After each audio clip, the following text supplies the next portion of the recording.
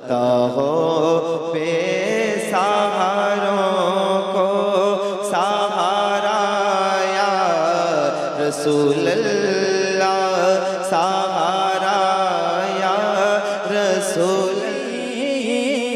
किस्मत से जिनके घर में आती है बेटियां, किस्मत से जिनके घर में, कि किस्मत से जिनके घर में, किस्मत से जिनके घर में आती है बेटियां, रहमत रहमत खुदाए पाक की, रहमत खुदाए पाक की लाती है बेटियां, रहमत खुदाए पाक की लाती है बेटियां। अब देखें, एक अजनबी के घर को, एक अजनबी के घर को बसाने के वास्ते,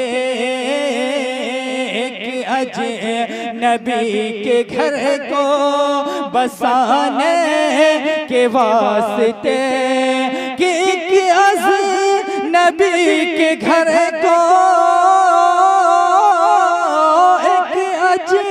नबी के घर को बसाने के वास्ते, बाबुल बाबुल के घर को छोड़ कर, बाबुल के घर को छोड़ कर जाती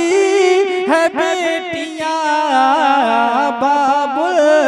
के घर को छोड़ कर। इसी जिम्न का एक शेर है, वो देखिएगा कि ससुराल साथ लेके, ससुराल साथ लेके चली जाएगी रहमत, ससुराल साथ लेके चली जाएगी रहमत, कि ससुराल साथ लेके, ससुराल साथ लेके चली जाएगी रहमत। सलीम साहब, कुछ पल आपके घर में, कुछ पल